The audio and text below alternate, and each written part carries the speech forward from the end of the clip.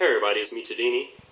You know, in a time where our media news channels are putting everyone who does something crazy as being depressed or having some sort of anxiety attack or mental issue, I find it important to discuss how social relations are shaped by the content in which they exist, to help raise awareness of the social, political, and psychological tyranny and dominance one person may have over another.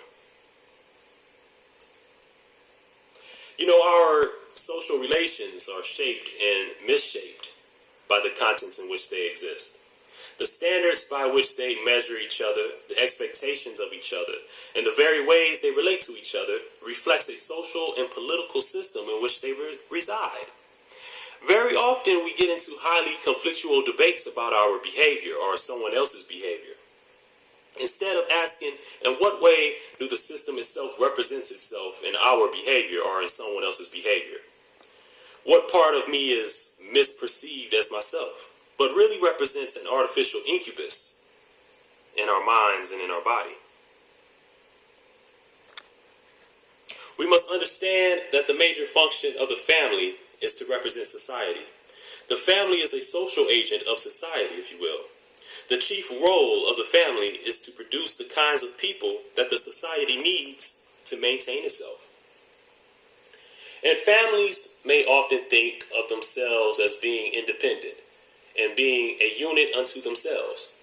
They have been socialized by the very structures and the very role of relationships, their very moral values and orientation, their very occupational roles. All this ultimately creates for the society the kinds of personality that the society needs and wants. When the family is unconscious of this role as a social agent, that's when this socialization works best. When a family really thinks it is operating independently from the social system, is when it's really the most effective.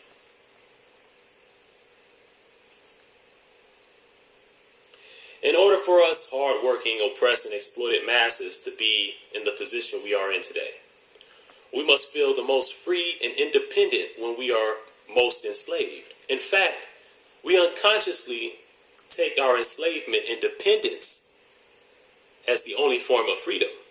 So in essence, we are made to feel free to do the wrong thing, to think that the wrong thing is right.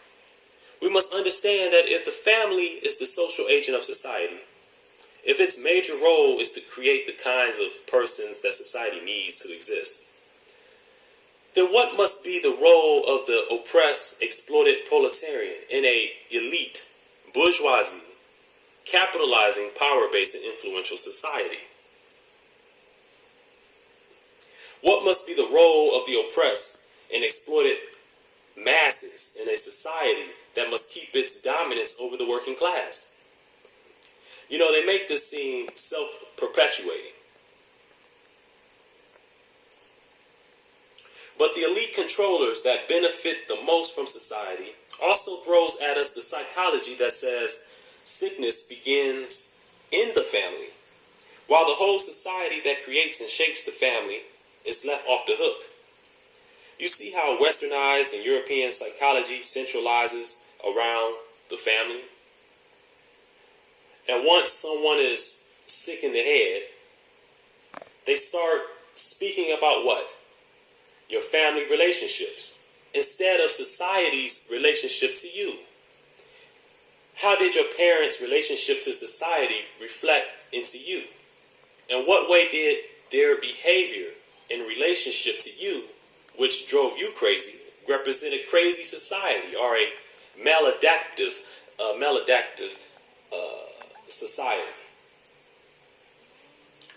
Now we must not forget that the whole literal function of the society and the things that's in it is to uphold a certain few and place dominance over the masses, which are mainly poor and working class individuals and families.